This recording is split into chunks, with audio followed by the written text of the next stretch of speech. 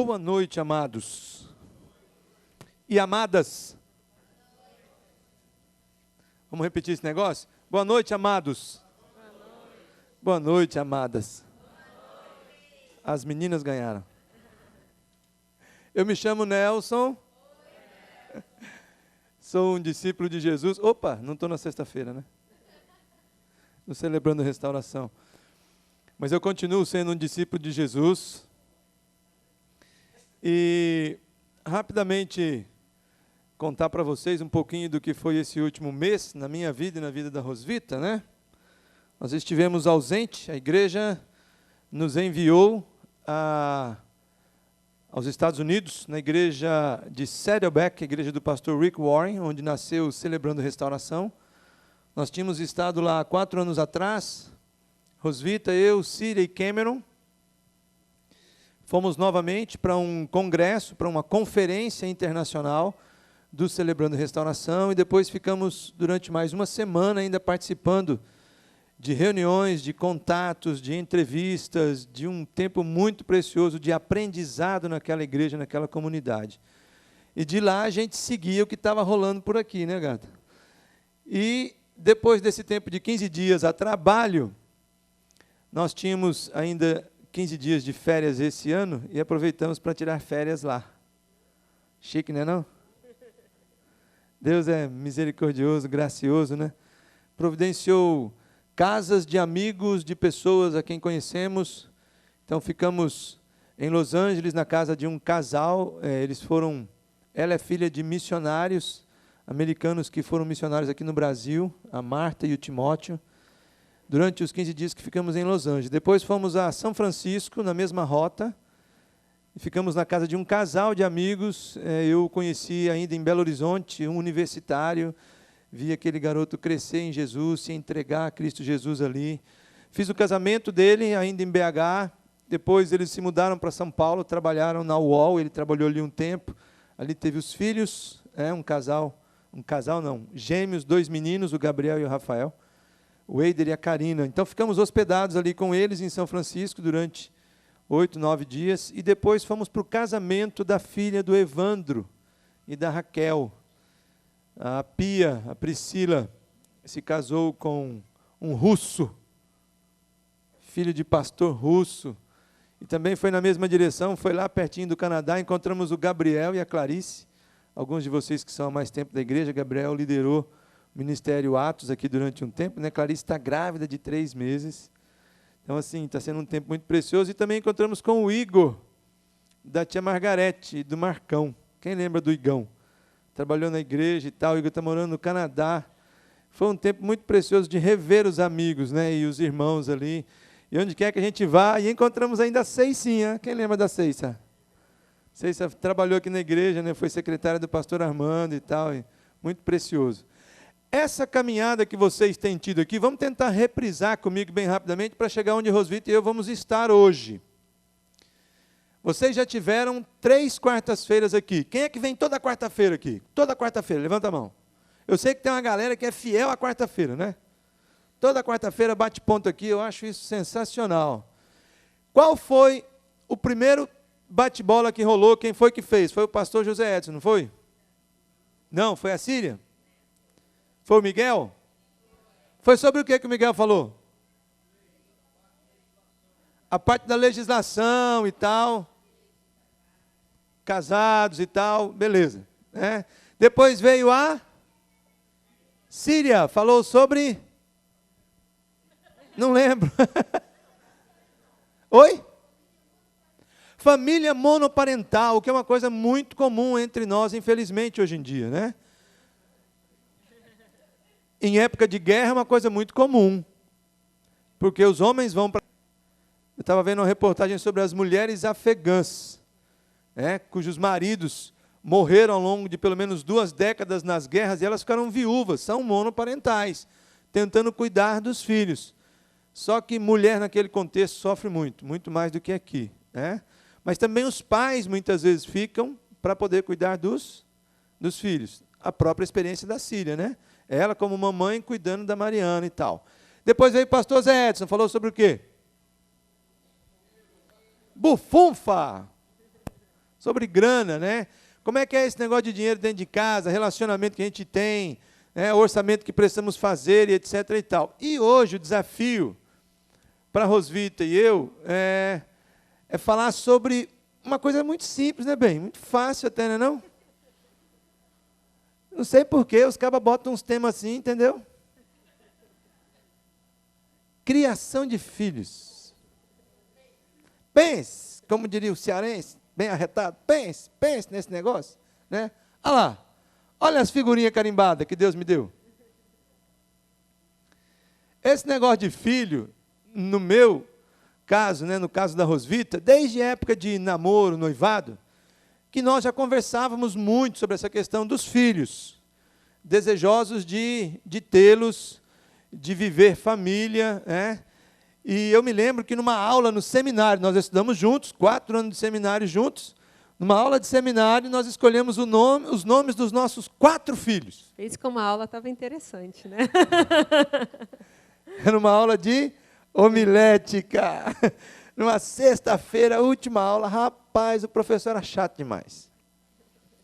E a aula arrastando, aí eu comecei a passar bilhetinho para a Rosvita e nós escolhemos os nomes dos nossos filhos. E mesmo nessa época a gente dizia assim, nós já estávamos noivos, né, bem? A gente dizia assim, olha, Deus vai nos dar os filhos que Ele quiser nos dar, vindos do ventre, se Ele quiser nos dar. Mas também queremos ter filhos adotivos, que venham do coração, porque Deus nos adotou. O filho é Jesus. Eu sou filho adotivo na família de Deus. E aí Deus nos deu o Israel Felipe. Israel vai fazer agora, sexta-feira, 20 anos, cara. Parece que foi ontem que eu peguei esse fuleiragem, logo que ele chorou depois que ele nasceu. Aquele toquinho de gente, né? Do jeito que nasceu, que botaram ele em cima da bancada, assim, o bicho deu uma mijada, rapaz, que foi em cima da enfermeira. Todo mundo rindo, ele chorando, não parava de chorar. Eu peguei, a enfermeira pegou, não parava de chorar. E, de repente, a enfermeira enrolou ele, botou ele do lado da Rosvita. E a Rosvita deu um toque no rostinho dele e disse assim, filho, é você, que coisa mais linda. O fuleiragem parou de chorar. Porque conhecia a voz da mãe, o carinho da mãe. Ficou 9 meses dentro dela, né? Então, bom, depois do Israel Felipe, a Rosvita já não pôde mais engravidar, em função de uma enfermidade. E aí, aquele desejo que nós já tínhamos tido lá no início, de se Deus nos desse os filhos do ventre, eles poderiam também vir do coração. Isso foi ainda mais forte na nossa vida naquela época. E aí passamos a buscar de Deus orientação de como ir para um juizado, fazer todos os contatos que tinha que fazer, e as entrevistas e tal. E aí, no ano de 2000, 8 anos depois, 9 anos depois que veio Israel, 8 anos e meio, né? Deus nos deu a nega mais linda do Brasil. Yes! A Rebeca Caroline, está com 11 aninhos agora. Então, tem sido um tremendo de um desafio. E criação de filhos, assim, com muita tranquilidade eu posso dizer, eu tenho aprendido muito de Deus e da própria vida na caminhada através dos meus filhos. Eles me ensinam sobre muita coisa. Realmente este é um dos maiores fatores de crescimento para todos os pais diante da vida. É trabalho duro, é trabalho contínuo, é trabalho constante. E precisa fluir de um relacionamento com Deus. É Ele quem nos concede sabedoria para poder orientar, instruir, educar. A Bíblia traz princípios gerais que podemos aplicar. Podemos também aprender com outras famílias, mas jamais devemos comparar com outras famílias, ou mesmo comparar entre os próprios filhos, nem entre si. Precisamos olhá-los como seres únicos, criados por Deus. E aqui eu achei sensacional o que a Rosvita escreveu, achei demais. Filhos únicos, criados por Deus, que não vieram com manual de instrução. Podia ter vindo, né? Bem direitinho. Podia ter vindo, não, um manual de instrução, assim, olha, né? pois Deus espera que você e eu dependamos dele para ajudá-los a crescer. Então eu queria que você pudesse compreender o seguinte, talvez você esteja dizendo aí, Nelson, mas eu não sou pai, meu irmão, calma lá, ainda estou adolescente, sei lá, estou jovem, nem casado não estou. Ou então, não, já tive os meus, não sei nem como é que vai ser esse negócio, porque eles já não estão mais nem comigo, né? Essa palavra é para o teu coração, porque aquilo que a gente vai estar conversando fala de princípios da palavra de Deus, acerca de relacionamentos. E você, enquanto adolescente e jovem, pode sonhar com uma família e em viver os princípios que a palavra coloca. Você que está aí, qualquer que seja a fase, se já tem os filhos e tal, pode hoje olhar e dizer assim, puxa, algumas coisas eu estou indo bem, outras nem tanto. Eu estou precisando dar uma melhorada, independente da idade. E outras talvez com muita sabedoria, você já com os cabelinhos brancos, ou até sem os cabelinhos, né? Não é não, Paulo Sérgio? A gente se enquadra nesse negócio, não é não? Você pode também ser bênção para instruir outros, para orientar outros, seja no grupo pequeno, seja na própria família, né? A conduzir, a orientar pessoas acerca do que Deus pode fazer numa família. Pais são as pessoas mais importantes na vida dos filhos. E mesmo os pais ausentes determinam as emoções e os valores que muitas vezes os filhos têm. Quantos ainda não sofrem hoje por não terem tido a presença do pai ou da mãe durante a sua vida? Então, quero orar mais uma vez contigo, colocar tua vida, colocar tua família, colocar o que você está vivendo hoje, talvez colocar diante do Senhor até planos, projetos que você tenha na criação de filhos, desejo do teu coração de constituir família.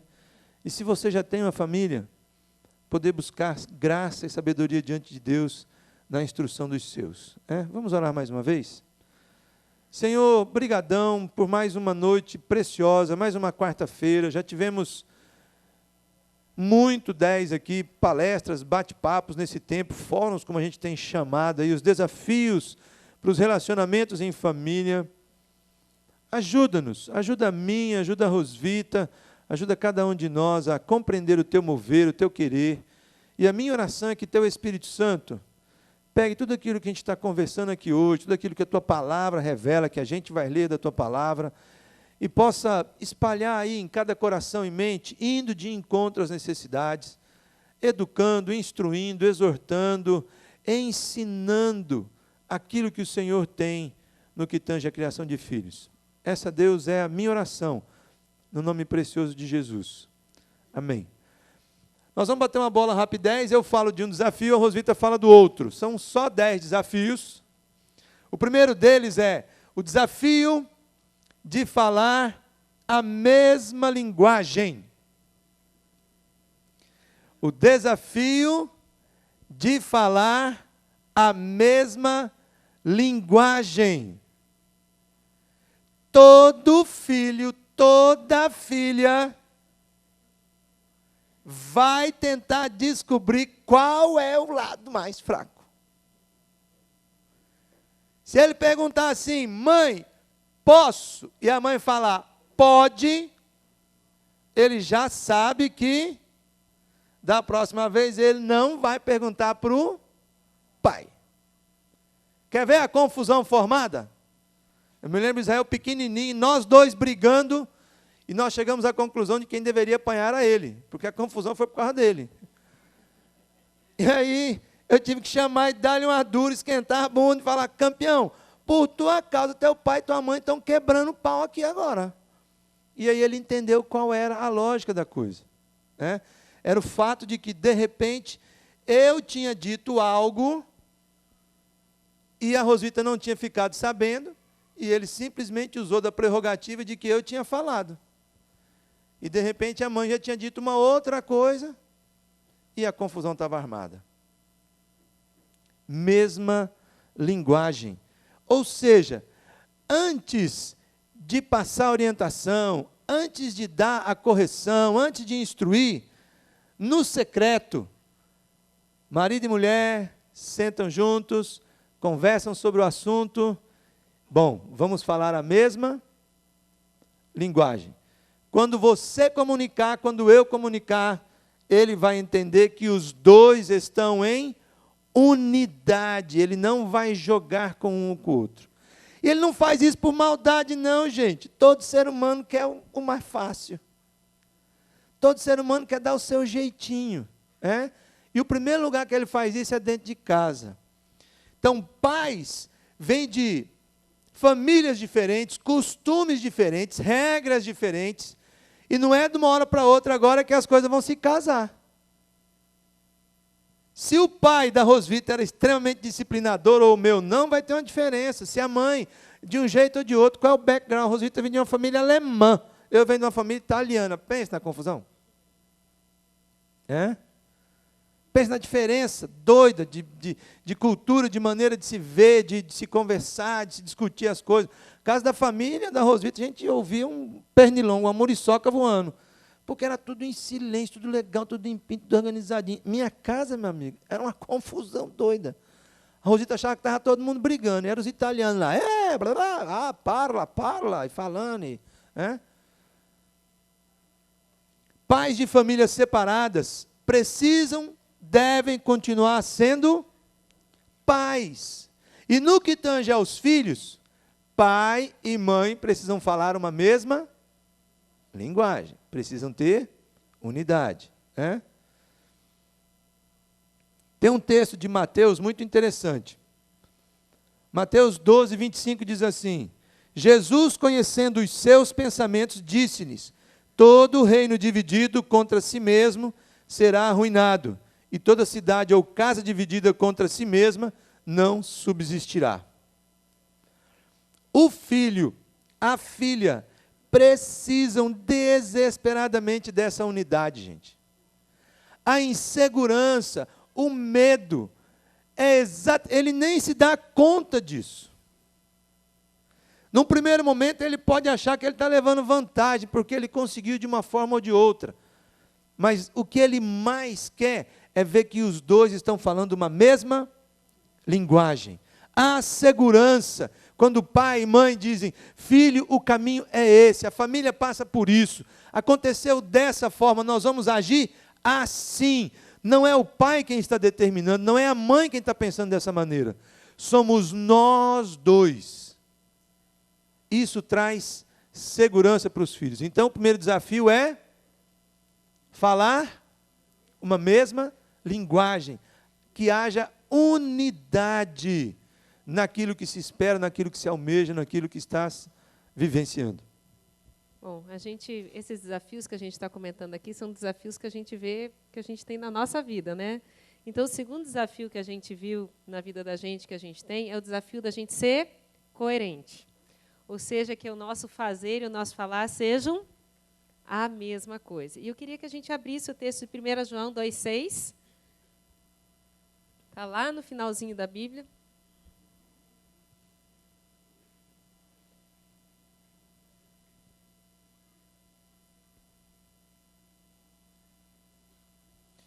E diz assim lá, né, em 1 João 2,6, aquele que afirma que permanece nele deve andar como ele andou.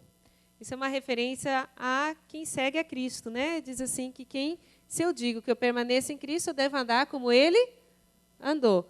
Mas esse texto se refere também a gente em casa como pais, né? Se a gente espera alguma coisa dos nossos filhos, a gente deve ser exemplo para eles naquilo que a gente espera deles. E eu me lembro muito dessa questão do desafio de ser coerente, fazer e falar, muito mais com a questão do Israel, que um dia, conversando com ele, e pegando no pé dele, falando: nossa, filho, como tu é turrão, difícil de tu admitir que tu está errado, né? Custa tanto tu dizer: estou errado, mãe, vacilei e tal. Aí, a hora que eu terminei de falar essa frase para ele, é como se eu tivesse colocado um espelho na minha frente. Falado: nossa, como eu tenho dificuldade para admitir que estou errado. E aí eu tive que falar para ele: olha, filho, essa é a dificuldade que a sua mãe tem, de dizer que está errado. Mas não leve tanto tempo para aprender isso, igual eu estou aprendendo. Tem a oportunidade de aprender isso mais cedo na tua vida, porque isso te prejudica muito nos relacionamentos, nas coisas. Mas é extremamente importante. Fala assim, Deus me ajuda a ser coerente, que aquilo que eu peço para os meus filhos, aquilo que a gente instrui, ou quando a gente está passando uma dificuldade, de que eles veem que a gente está buscando em primeiro lugar a Deus do que buscando outras coisas, outras pessoas, ou ficando desesperado, mas vê que a gente está orando. Quando a gente passa por algum aperto, tem alguma necessidade, que a gente está caminhando junto, que eu não peço para ele, filho, vá ler a Bíblia, e ele nunca me vê lendo a Bíblia, mas que isso parte de um exemplo daquilo que eu estou fazendo, daquilo que eu estou vivendo. Então, acho que esse segundo desafio ele é muito importante. E na nossa caminhada que a gente teve no ministério com adolescentes, uma das maiores queixas que os adolescentes têm dos pais é a falta de coerência. Meu pai me pede para fazer um negócio, mas ele mesmo não faz. E a gente viu que nessa caminhada com os pais e com os adolescentes, nessa época, era uma das coisas que mais afastava os filhos na fase da adolescência, do evangelho, do cristianismo, porque os pais falavam uma coisa, viviam uma coisa na igreja, mas a vida prática, no dia a dia em casa, era outra. Então, é um grande desafio para nós. Quando é pequenininho, ainda as coisas passam batidas. Mas quando entra na fase da adolescência, não adianta a gente dizer uma coisa e viver outra. Porque isso fica estampado na cara, muito claro. Então, essa questão da coerência é um desafio grande para a gente como pais. E não é nem com relação a eles, né? Com relação a gente mesmo. Terceiro desafio. O desafio de estabelecer limites para formar o caráter dos nossos filhos. Estabelecer limites. E aqui tem um negócio interessante. É pensar mesmo lá da frente, ainda que você não esteja vendo, tentando trazer até o dia de hoje. É pensar o seguinte: o que é que eu quero ver no meu filho daqui a 20 anos, 30 anos? Como é que eu quero que o meu filho se relacione com a sua esposa? Como é que eu quero que a minha filha se relacione com o seu marido? Como é que eu quero que ele seja um bom patrão, um bom professor, um bom médico, um bom profissional? E partindo desse princípio, estabelecer os limites desde pequenininho. Os acordos que precisam ser firmados em família, para que o caráter seja formado, para que ele compreenda o que é seu, o que não é seu é dos outros. Não leve vantagem. Seja honesto, seja transparente, seja verdadeiro. Se você errou, assuma o seu erro. As consequências virão. Pague as consequências por aquilo que você fez. Assuma. Tua palavra precisa ser sim, sim e não, não. E bate com aquilo que a Rosita falou no anterior. Aí é você como papai, como tio, como avó que conversou, que estabeleceu o limite. O limite é coerente. A partir da idade, você de repente vai trabalhando um pouquinho mais. Eu me lembro que quando o Israel Felipe definiu que ele, em família, mas ele queria muito estudar fora, fazer faculdade fora, etc. e tal. E nós moramos aqui em frente ao Querigma. E o Israel estudou aqui desde que nós chegamos, em 2001, no Colégio Querigma. Então, era atravessar a rua e ele estava na escola. Né? E eu disse, filho, então, cara, eu acho que você vai precisar sair do Querigma para apanhar um pouco aí fora, no primeiro, no segundo, no terceiro ano, porque se você for morar em São Paulo, no sul do país, na casa da tua avó, sozinho, campeão, vem cá. Está aqui a chave de casa, vai aprender a ser assaltado, você vai andar de ônibus agora, velhinho. Entendeu? Nada de andar com celular, até porque eu não vou te dar celular mesmo. Né? Se você quiser, você vai ter que comprar o teu celular com o teu dinheiro.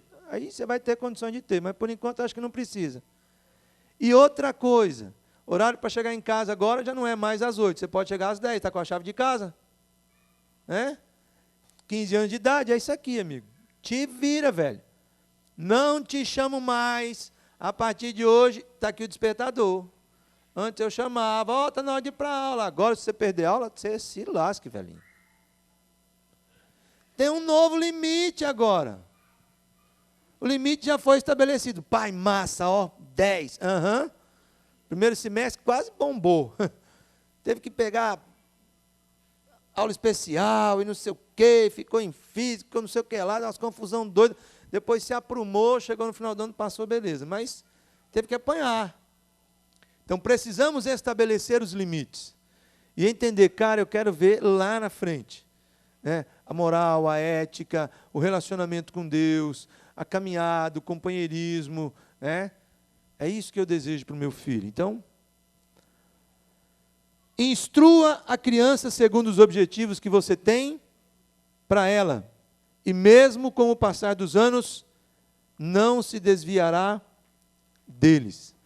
Uma outra coisa importante nessa área, gente, é o seguinte: nós não podemos, enquanto família, enquanto pai e mãe, delegar responsabilidade que é nossa para a escola, para a igreja, para quem quer que seja.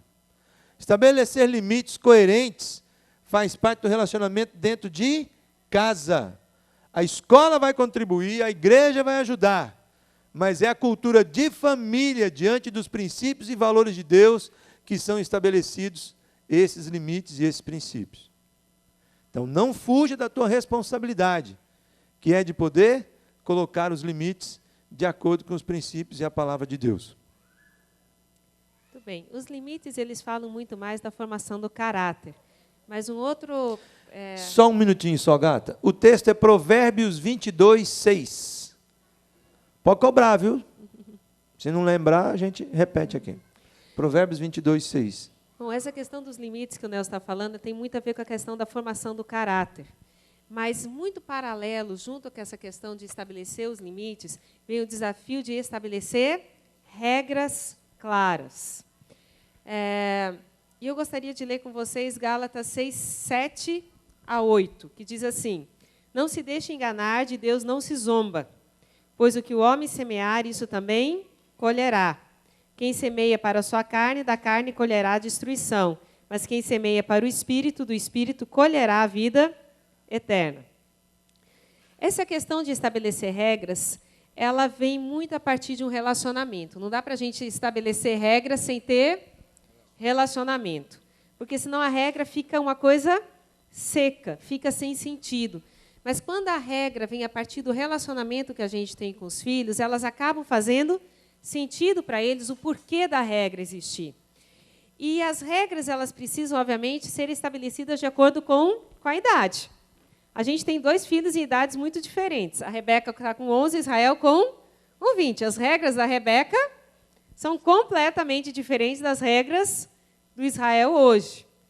E as regras foram também, inclusive, mudando conforme a idade vai passando, conforme a maturidade vai chegando, conforme até as características até do jeito do Israel de ser e do jeito da Rebeca de ser. Até as regras precisam ser de acordo com o tipo, com o jeitinho de cada um. E uma coisa que a gente percebeu que é muito importante é que as regras, elas precisam ser comunicadas com muita clareza antecipadamente. Não adianta eu ficar chateado depois que aconteceu sem que eles soubessem antes. Então, qual é a regra? A Rebeca tem uma regra simples quando chega em casa hoje. Até as 2 horas ela pode ficar tranquila, chega da escola, 12:30, primeira coisa a fazer é tirar o uniforme, botar o uniforme no cesto de roupa suja, tem lugar para colocar. Depois disso, colocar uma roupinha, vir almoçar, e depois ela pode ficar tranquila até as 2 horas da tarde. Às 2, ela precisa sentar lá no escritório para fazer a tarefa dela. Hoje, ela já tem muito mais autonomia, porque com 11 anos, né, ela já tem mais autonomia para sentar, para fazer isso. Quando era menor, dava muito mais trabalho para mim ou para o Nelson para sentar junto, estar fazendo todas as coisas juntos, do lado, conferindo.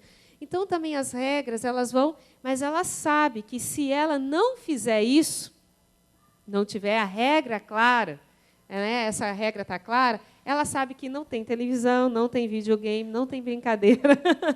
Quer dizer, há Não tem a Barbie. ainda, que coisa boa.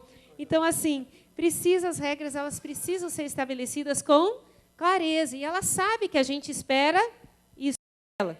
É simples, mas ajuda ela a estabelecer os limites, ajuda ela a estabelecer a rotina que ela precisa ter para a idade dela como estudante, como aluna e tal.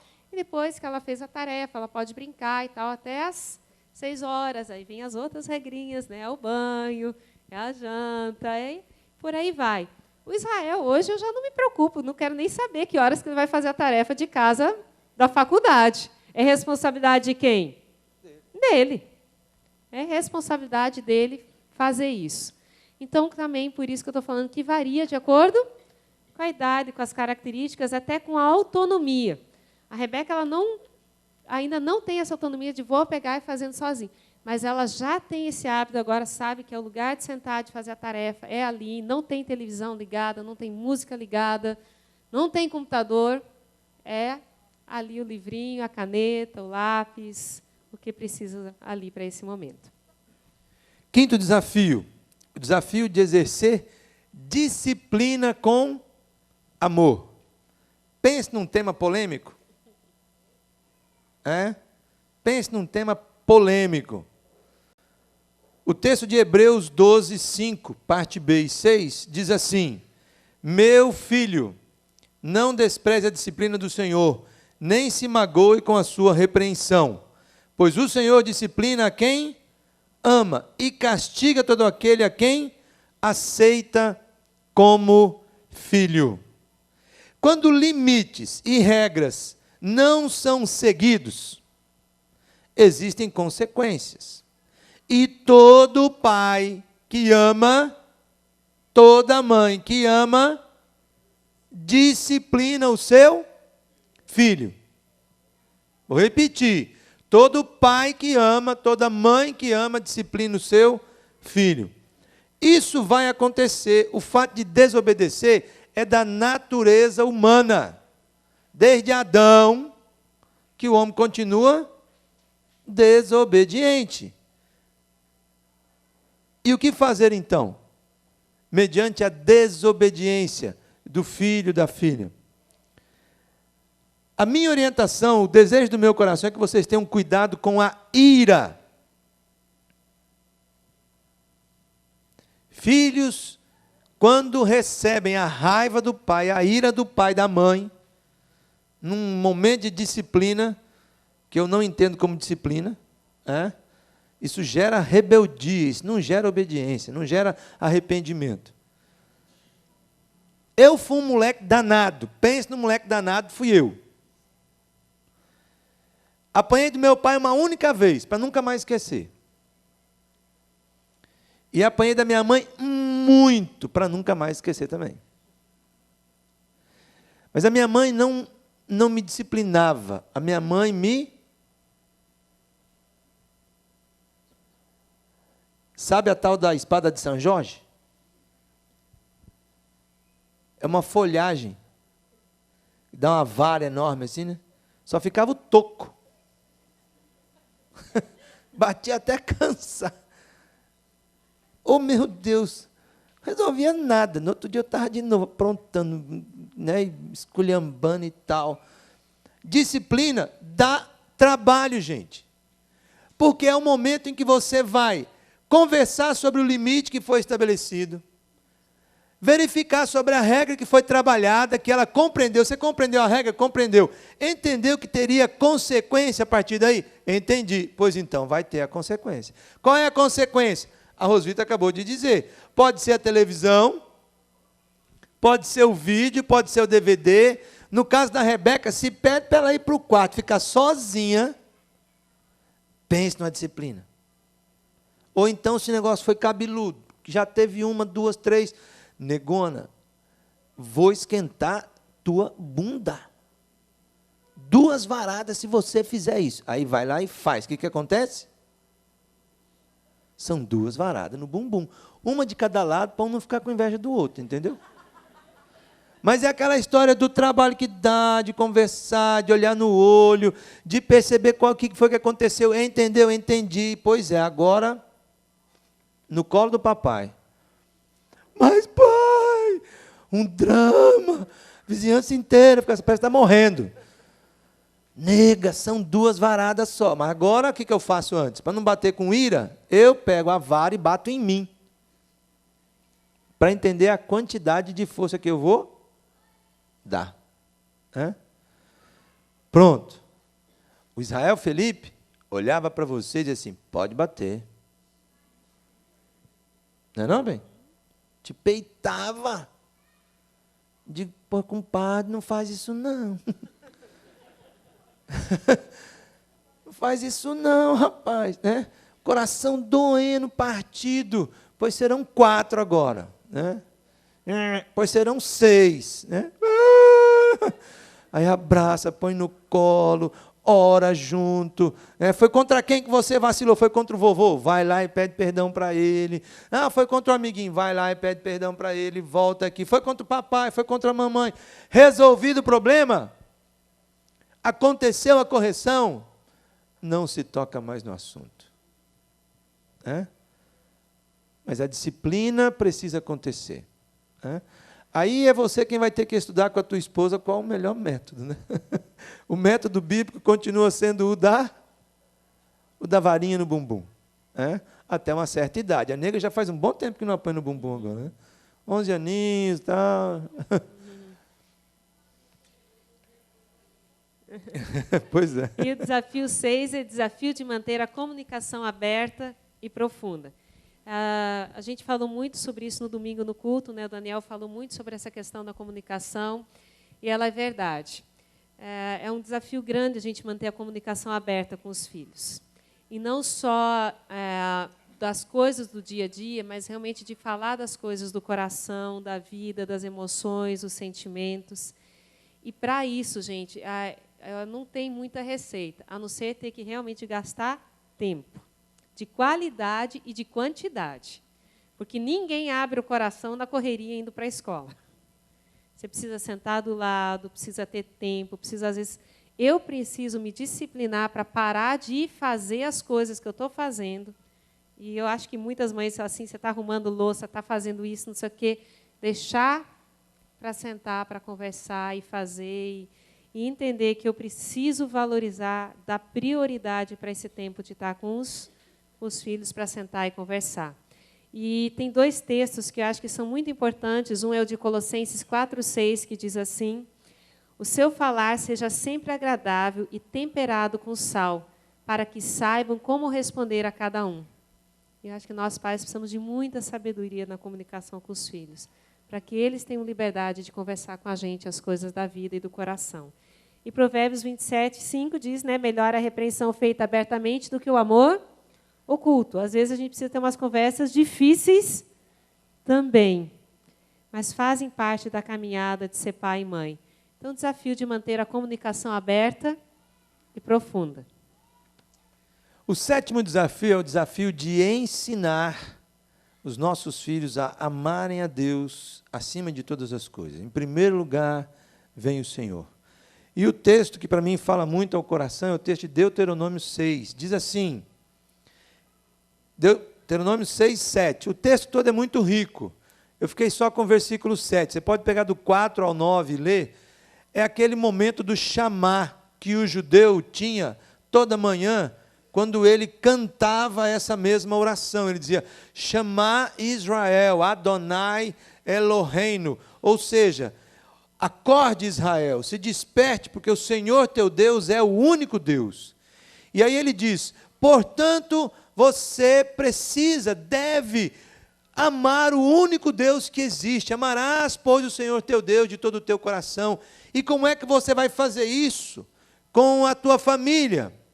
Aí ele diz, ensine-as com persistência a seus filhos. Ensine essas coisas com persistência aos seus filhos. Converse sobre elas quando estiver sentado em casa, quando estiver andando pelo caminho, quando se deitar e quando se levantar. Coloque ela na tua testa, coloque no umbral da tua casa. Ou seja, que a tua vida demonstre que Deus é o primeiro lugar, ocupa o primeiro lugar na tua vida. E vai ensinando isso com a tua própria vida aos teus filhos, para que os teus filhos venham a ter essa convicção plena. Deus é a pessoa, é o mais importante na minha vida, porque eu tenho visto isso na vida dos meus pais. E como é que eu faço isso? No meu dia a dia, nos meus negócios, no meu telefonema, sentando, dormindo, acordando, caminhando, com a minha vida. Desafio tremendo. Eu sempre vejo que esse é o maior desafio que a gente tem, mais do que formar os nossos filhos na faculdade, mais do que ver eles casados, porque se eles amarem a Deus em primeiro lugar na sua vida, todas essas outras coisas vão acontecer do jeito que Deus quer na vida deles.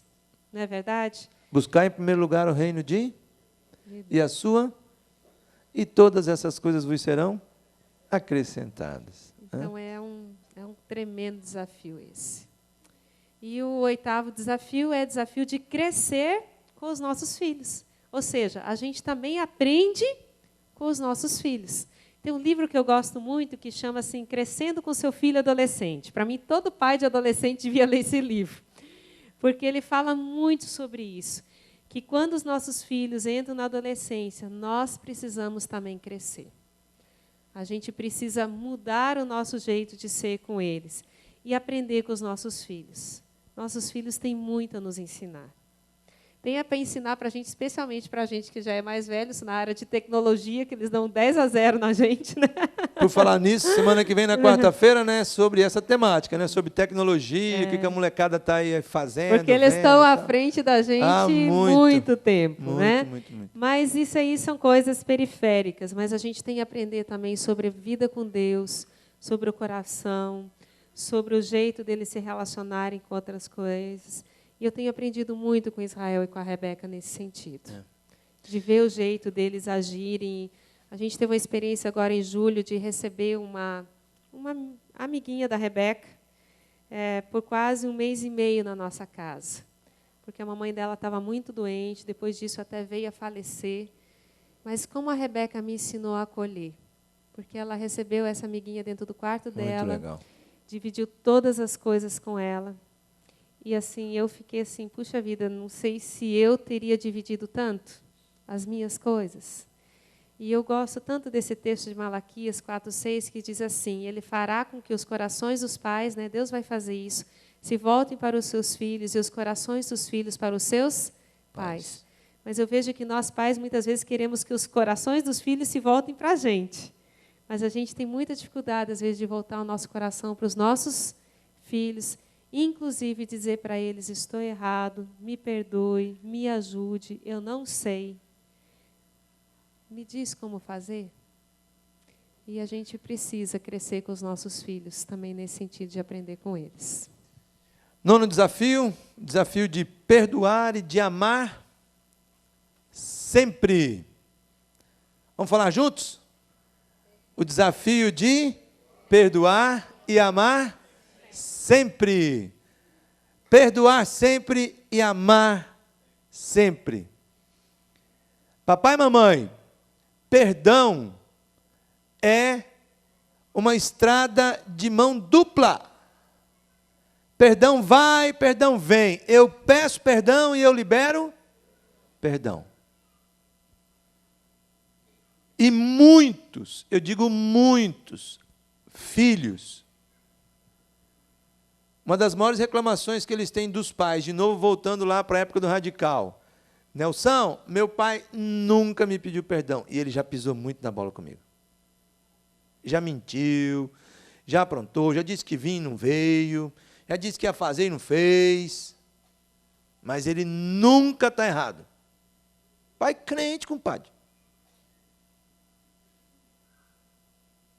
Não são só os filhos que erram, certo? Eles erram? Erram, mas nós também erramos. Se você quer ver um filho que reconhece o erro, reconheça o teu erro. Se você quer ver um filho que perdoa, que libera perdão, libere perdão quando cometer injustiça contigo, e você vai vivê-las na tua vida, no teu dia a dia. Perdoar e amar sempre. Vacilou uma vez, 2 vezes, 3 vezes. Olha o texto de Jesus, Mateus 18, 21, 22. Então Pedro aproximou-se de Jesus e perguntou: Senhor, quantas vezes deverei perdoar a meu irmão quando ele pecar contra mim? Até 7 vezes? Jesus respondeu o quê? Não. Até 7 vezes 70. Ou 70 vezes 7. A ordem dos tratores não altera o chão duro. Certo? Jesus disse: meu amigo, viver perdão é todo dia. Você tem que perdoar todo dia. E amar todo dia. Jesus te perdoa todo dia e te ama todo dia. E o desafio número 10? Desafio 10, eu acho que é um desafio que é muito difícil. E talvez acho que é o mais difícil de todos eles. Ele diz assim, é o desafio de deixar errar e ir embora. E a gente colocou esse desafio especialmente porque a gente convive com muitos pais no Celebrando Restauração, que vivem momentos muito difíceis com os filhos, às vezes na dependência química, às vezes no álcool, às vezes escolhendo outras coisas. E o desejo dos pais é manipular os filhos, controlar os filhos, segurar como os filhos. Um marionetezinho. E tentar segurar e não... E essa hora eu fico pensando muito do exemplo do filho pródigo, da história que Jesus contou. Jesus deixou, na história, o pai deixou o filho ir, com toda a herança que não lhe cabia naquele momento, mas ele deixou ir. Não desistiu do filho, não deixou de amar o filho, mas deixou ir. Às vezes a gente não precisa só pensar em deixar de ir por causa de um problema, mas às vezes os filhos crescem e a gente quer ainda ficar segurando. Eu estou vivendo essa fase com Israel com 20 anos. Eu preciso deixar meu filho e seguir o rumo da vida dele. E deixar viver a vida que Deus quer que ele viva, sonhar os sonhos de Deus para ele. E esse é um desafio grande que a gente precisa ter. E compreender que ele vai errar como você e eu erramos na nossa vida. Errar. Né? Que às vezes a e gente, os erros vão trazer quer, a às gente vezes, até evitar erros. Só que, os maiores aprendizados que a gente teve na vida da gente não foi com os nossos erros? Foi com as cabeçadas que a gente deu. E aí, às vezes, eu vejo que eu tenho que dar um passo para trás, eu sei que vai dar cabeçada, mas deixar dar cabeçada e estar depois pronto a dar o abraço, mas deixar também ele sofrer as consequências, as coisas por causa disso. E eu gostei muito dessa frase do Townsend, quando a gente estava preparando pensando sobre isso, que diz assim, não desista do seu filho. Vocês são os únicos pais que ele vai ter. E ninguém mais no mundo tem tanto poder de influência sobre eles quanto vocês. Eu não sei se vocês lembram, mas o Nelson falou sobre isso. Os pais são as pessoas que mais influenciaram a nossa vida. Quem não teve pai, a ausência do pai sempre vai ficar à sombra. Quem teve mãe presente, ou autoritária, é a sombra desse pai e dessa mãe que vai ficar. Não tem muito da gente onde fugir daquela música que quem que cantava aquela música que diz assim que nós somos os nossos, nós somos os nossos pais. A gente sempre fica correndo, fugindo deles. Mas quanto mais a gente vai ficando velho, mais a gente vai vendo que mais nós somos parecidos com eles mesmos. Então pense no tamanho na responsabilidade que Deus colocou no nosso coração, na nossa vida, diante dos nossos filhos. E a gente precisa assumir essa responsabilidade com graça e não abrir mão desse papel e não achar que é tarde demais para correr atrás e fazer o que a gente precisa fazer como pais, mesmo com os nossos filhos adultos. Amém. A gente quer deixar aberto agora para perguntas. Acho que o Cezinha vai ajudar a gente, né? Aí rodar um dos microfones aí.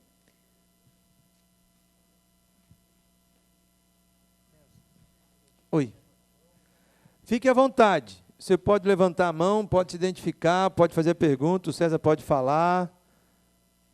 É um tempo nosso de fórum mesmo, né? Em cima do que a gente falou, em cima do que tem aí no teu coração, da temática, fique à vontade sobre isso. A gente tem aberto nessas 3 quartas-feiras aí, queremos fazê-lo agora também. E aí o César pode correr o microfone onde você estiver. Então é só levantar a mão. Qualquer pergunta que você queira fazer, seja sobre a nossa vida, curiosidade, seja sobre o que a gente conversou, os desafios e tal. Tem lá, tem lá.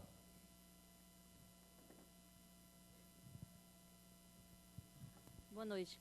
A minha pergunta é o seguinte: quando a gente vê as pessoas assim estarem no púlpito e dando orientações, a gente às vezes tem a tendência de ver vocês como superdotados, e a minha pergunta é o seguinte: a dificuldade vocês enfrentam como a gente, mas sempre encontram um ponto de equilíbrio para lidar com estas questões?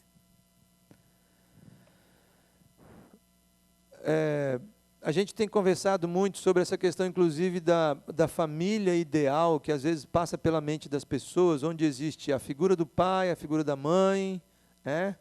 O pai é aquele sujeito tranquilão, que supre as necessidades, a mãe não sei o quê. Bem, eu quero dizer que esse não é o caso lá em casa. Né? Assim, já houve momentos de muita complicação no relacionamento, no que tange a incerteza sobre o Israel Felipe, coisas que ele fez, como é que nós iríamos agir, né?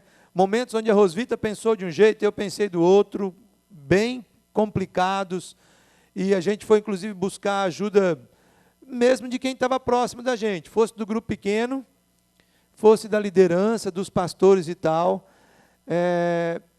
Eu me lembro, nessa fase da infância do Israel, nós não morávamos ainda em Fortaleza, morávamos em Belo Horizonte, e não tínhamos o suporte que nós temos hoje em termos de igreja, era diferente, nós éramos missionários e pastores numa outra comunidade, e lá havia muito essa questão assim, de que, digamos, o pastor era o modelo, era o exemplo e tal, e em muitos momentos, quando me viam, seja discutindo com a Rosvita, ou seja brigando com Israel, ou disciplinando ele, tiveram pessoas que vieram dizer: rapaz, como é que você faz um negócio desse com o teu filho, como é que não sei o quê. Essa questão, por exemplo, da disciplina com a vara. Eu me lembro que num acampamento da igreja de casais, eu disse que eu havia disciplinado Israel Felipe com a vara. Foi um pau lascado. Tinha uma galera da pedagogia lá, entendeu? Porque não disciplina desse jeito, que não sei o quê, e vieram para cima de mim, bravo comigo, que era líder, como é que podia pegar a vara para esquentar a bunda do meu filho, etc. e tal. Então, não é fácil, não. O que rola muitas vezes é assim: o pau pode quebrar e quebra lá em casa. Já quebrou muitas vezes, né? No sentido de discussão, de não entendi, de falou que ia vir, não veio, peraí, combinou com quem, como é que foi? Se a coisa acabou acontecendo depois entre Rosvita e eu, vamos sentar para conversar, mas a gente nunca deixa passar batido, isso acontece. Rolou, aconteceu, meu amigo, vamos se encontrar, vamos sentar. Se a sogra estava junto, vem para o bolo. Se foi com ela, houve uma época que meu pai morava comigo, então era um complicador a mais, tinha o sogro, né? Meu pai fumava, e confusão, e ele, o Israel, peitava meu pai, Israel, entendeu? Esculhambava com o avô e tal, e aí eu ia disciplinar o Israel. Teve um dia que eu tive que chamar meu pai, dizer: eu vou acabar disciplinando o senhor, porque não resolve nada, está entendendo? Então, é só para dizer para você que é a graça, é a misericórdia, e é muito isso que rola aqui. Eu aprendo com vocês também, as pessoas conversam comigo, peço orientação muitas vezes sobre o Israel, como é que é a educação, como é que não é, faculdade, pensa, colégio, e vai, quer namorar, não vai namorar, como é que vai namorar, quando é que vai namorar, eu estou, entendeu?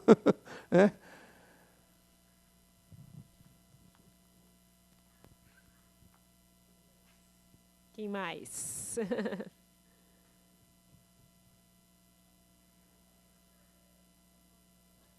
Eu estou vendo que esse negócio de relação de filhos é simples, né? Boa noite, eu me chamo Solange. Tudo bem?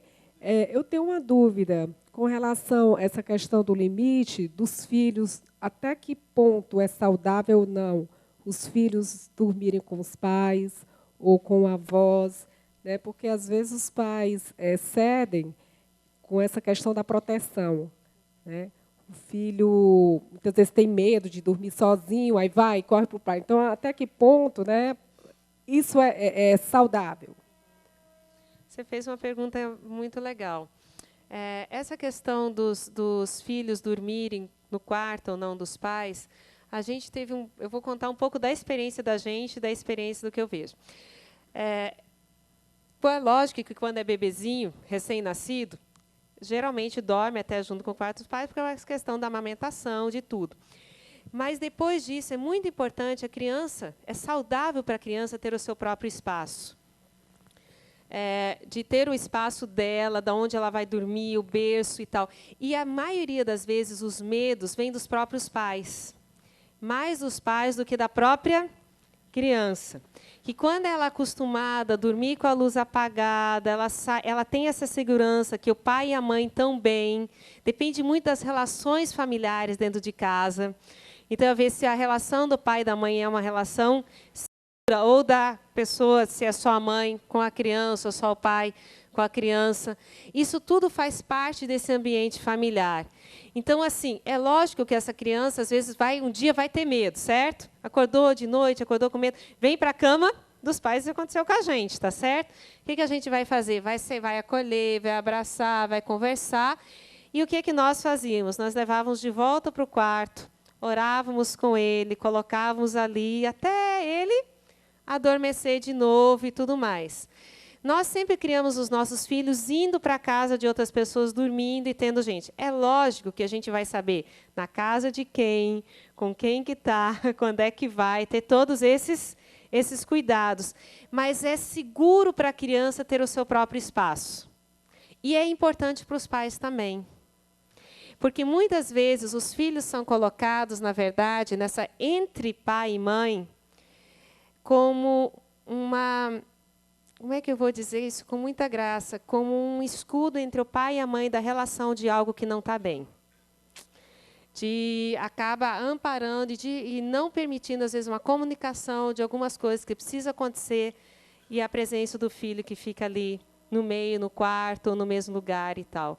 Então, as crianças, elas precisam do seu próprio espaço, igual os pais também precisam do seu próprio espaço para isso, tá? É uma dica, talvez. Não sei se respondi exatamente o que você queria. Aqui na frente, César. Mas a gente pode conversar mais sobre isso, tá bom? Lá também, viu? Oi, meu nome é Lilian. Oi, Lilian. Eu tenho um grande desafio. Assim, o meu filho, ele não mora comigo. Ele mora com os avós. Ele passa a semana com os avós e o final de semana comigo. O meu grande desafio é como educar o meu filho num final de semana. Disciplinar, brigar, ensinar, brincar, cuidar da casa, num sábado e num domingo. E, assim, os avós são permissivos, eu sou mais rígida com eles, né? Assim, eu sou mais dura, eu exijo mais o limite, o respeito. Os avós já são mais permissivos, tem que dialogar. E, no final de semana, eu tenho que brigar, eu tenho que ensinar, eu tenho que exigir o respeito, eu tenho que usar a vara, né? E ele diz, eu vou te processar? E aí, como fazer? Assim... É uma boa pergunta e é uma pergunta muito real hoje em dia. Bom, primeira coisa que ser pai é uma coisa, ser avô é outra. Tá? E vai ser sempre assim, e é bom que seja assim. Tá? Por mais que a própria idade, a experiência, a caminhada de vida, o papel do que eles representam na vida dos netos, o papel que nós pais representamos. Então, a gente não pode querer que os nossos pais sejam pais. Eles são avós para os nossos filhos, né? E avô é mais permissivo mesmo. Tá? Eles eram rígidos com a gente, mas não são com os netos. Né? Isso faz parte da relação. Mesmo assim, eu acho que vale uma conversa legal com os pais do que realmente, às vezes, extrapola de alguma coisa que realmente prejudique muito e tal. Mas há uma diferença, a gente não pode querer que isso seja igual. Faz parte de ser pai, faz parte de ser avô. Viver isso tudo no final de semana não é simples. mas eu acho que é viver muito daquilo que você não abra mão, porque o que muitas vezes a gente faz, porque pai e mãe trabalham fora, chegam cansados, às vezes não é só o final de semana, mas, gente, é muito mais fácil você deixar passar as coisas batido. É muito mais fácil. Você não disciplinar. Hoje estou muito cansado, pai, vou fazer de conta que eu não estou vendo. Espaço para mim. Aí você pera, não posso fazer isso. Porque aí, essa parte de onde eu penso no meu filho daqui, lá na frente, eu penso na Rebeca, ela está com 11. Mas quando ela tiver 20, tiver 30, o que é que eu quero que ela seja? E o que eu quero que ela seja precisa ser formado hoje. E aí, quando eu olho lá na frente, penso no hoje, eu falo, vale a pena o esforço hoje? E quando a gente chega com um filho com 20 anos de idade, e quem já tem filho adulto, passa rápido, não passa? Passa rápido, que quando a gente está no meio da... Eu estou falando assim, da batalha, parece que não passa nunca, né? Parece que não vai passar nunca, que o tema que é difícil, mas passa rápido e é o melhor tempo investido e a gente não pode abrir mão de sermos pais com tudo que esse papel exige.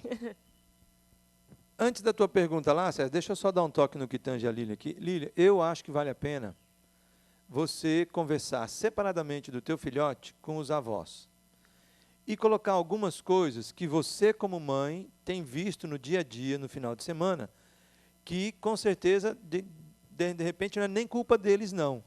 Né? Não são eles que estão fazendo isso, é a natureza dele mesmo que está indo para um lado que não está legal. Então, em algumas coisas, vocês vão precisar falar uma mesma linguagem, para que ele não fique. Os meus avós são bacaninha e a minha mãe não presta. Então, vovô e vovó, algumas coisas em termos do dia a dia, da rotina dele, do que pode, do que não pode, do que comer, do que não comer, esse tipo de coisa. Vamos falar uma mesma linguagem? Ótimo. Estabeleceu isso? Amiga, seja mãe. Eles vão ser avós, você vai ser mãe. Ponto. É brincar, é curtir, é conversar, é entender, é orientar mesmo, é tentar ouvir o coração. Coisa que talvez os avós não vão ter condições de fazer lá. Né? Ok? Lá. Depois dessa, liberado? Oi, eu sou o Vamos Nelson. orar, com certeza. Oi, Nelson. A minha pergunta é em relação a qual o momento ou a idade correta de se conversar com os filhos a respeito de sexualidade. Assim, com clareza, eu fui fruto de uma família, pais separados, e eu não tive isso, né, na minha infância, alguém para me orientar, e eu aprendi muito na rua sobre sexualidade, né? E também havia aquela questão da cegonha, ou muito de sementinha, de feijão. E isso aí, depois a pessoa descobre que tudo aquilo ali é irreal. E, na prática, é uma loucura totalmente diferente. Então, eu gostaria de saber como noivo, né, vou ser pai um dia, se Deus quiser. Amém. Como falar isso aí e também a idade ou o momento correto de se falar sobre isso com os nossos filhos. Nelson, eu não vou falar só sobre sexo, não. Eu vou dizer o seguinte, qualquer assunto precisa ser conversado desde a mais tenra idade. Qualquer assunto. E não pode ser aquele assunto assim, vamos reunir a família para conversar sobre sexo. Entendeu?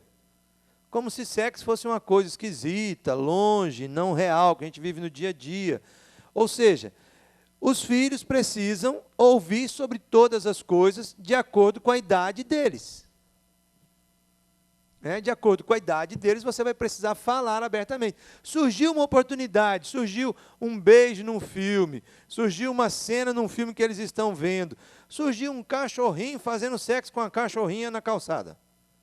Está na hora de conversar sobre isso com os filhos. É o momento, Deus te permitiu aquele momento de poder falar abertamente sobre essas coisas. Vai num casamento, eles vão para a lua de mel, o que é que vai acontecer na lua de mel? Com 5 anos de idade, você fala de acordo com a idade de 5 anos. Com 13, 14 anos, ou com 12, pré-adolescente, você vai falar da real, rasgado. Adolescente, pré-adolescente, com acesso à internet, etc. e tal, está pensando em feijãozinho, meu filho? Feijãozinho, nada. Já foi há muito tempo, né? Então, se você não falar, eu digo assim, se pais não falam, se você não conversa isso em família, abertamente, alguém vai falar. O mundo já está falando, os amigos vão falar de forma deturpada. E eu entendo uma coisa legal, gente. Aí eu quero que vocês compreendam aqui. Já desligaram a câmera lá? Marido e mulher, dentro de casa, se não é o caso de ter o marido, de ter o companheiro ou a companheira, mas se você tem o privilégio, Deus tem te dado o privilégio de estar hoje os dois como casal em casa, é momento de fazer carinho, é momento de beijar, é momento de se tocar. Não se tocar sexualmente falando, estou dizendo, é aquele abraço, aquele aconchego, aquela brincadeira que faz parte da questão do namoro, da sexualidade, que os filhos precisam ver nos pais, como uma coisa massa, legal, uma brincadeira de gente grande. A gente fala muito isso lá em casa, né? Papai vai sair para namorar porque está a fim de brincar com a mamãe. Né? Brincadeira de gente grande, mas é brincadeira, a gente vai brincar. Né? Então, os filhos precisam ouvir isso sempre. E precisam que a gente converse abertamente sobre essas coisas. Viu uma notícia no jornal, qualquer que seja, a escola hoje está vindo com muito material desde cedo. Surgiu uma pergunta, não fuja das perguntas. Não fuja. Não tenha receio. Não, vamos conversar com você não tem idade para ouvir sobre isso. Ele tem idade para ouvir o que ele precisa ouvir. Nem mais, nem menos. Então, não tem idade não, compadre. Desde muito cedinho, entendeu? Pode conversar abertamente que está valendo, precisa acontecer. Vale uma dica de livro, que tem um livro muito legal que fala exatamente sobre isso. Como e quando falar de sexo com seu filho. Todo pai deveria ler esse livro. Como e quando falar de sexo com seu filho é um livro evangélico, cristão, muito, muito bom, e que trata da questão da sexualidade desde a criança, bebê, porque a sexualidade não se desenvolve na adolescência, mas desde a mais tenra idade, pelo toque, pelo carinho, pelo se ver menino, pelo se ver menina, e por aí vai, e como é que você vai tratando desse assunto com a criança, e depois especialmente com o adolescente, sobre isso. Vamos orar, gente? Pedindo que Deus nos dê graça, né, para sermos pais, mães, avós, tios, e a gente possa estar se ajudando, né, uns aos outros, como igreja, na educação, né, das nossas crianças aqui também, né? Pai, que privilégio o Senhor tem nos dado para sermos pai e mãe. Quero muito agradecer ao Senhor por esse presente que o Senhor tem dado para mim e para o Nelson, da vida do Israel e da Rebeca. E também pelo privilégio que o Senhor tem nos dado de, muitas vezes, servir com crianças, com adolescentes. E hoje, na verdade, mais nesse bate-papo, é repartir um pouco do que está no nosso coração, do que é a nossa vida, e clamar que o Senhor continue derramando sabedoria, Senhor, para cada um que está aqui, Pai. O Senhor conhece o coração de cada pai, o Senhor conhece a luta de cada mãe, sabe como cada família está nesse momento. Às vezes, alguns momentos mais tranquilos, outros com momentos muito difíceis. E a gente quer pedir que a Tua graça, a Tua bondade, a esperança do Senhor, de que, na verdade, é o Senhor quem capacita, é o Senhor quem age, é o Senhor que não tem receita, mas é a dependência do Senhor, que o Senhor vai nos ajudar a sermos pais e mães. Então, abençoa cada lar, abençoa cada família, Senhor, e abençoe cada filho de cada pessoa aqui presente, Pai. Que o Senhor realmente estenda a Tua boa mão, dê um coração temente ao Senhor, amor ao Senhor, desde pequeno, podendo Te conhecer, Te honrar e desejar viver os Seus princípios para as suas vidas, Pai. Então, nós clamamos pelos filhos, pelas crianças da nossa igreja. Que o Senhor abençoe cada criança da nossa igreja, Pai, para que tenha o privilégio de Te conhecer e desde pequeno já tomar decisões baseadas nos valores da Tua palavra, Pai.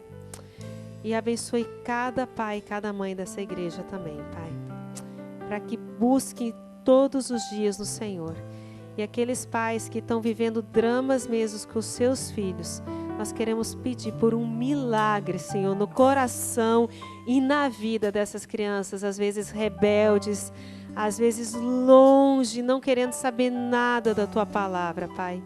Eu quero clamar que o Senhor possa renovar a esperança no coração desses pais, de que esses filhos estão nas Tuas mãos e o Senhor é poderoso para trazê-los a Teus pés, a trazê-los a Te conhecerem e a renderem a sua vida às Suas mãos, Pai. É a nossa oração no nome precioso de Jesus. Amém.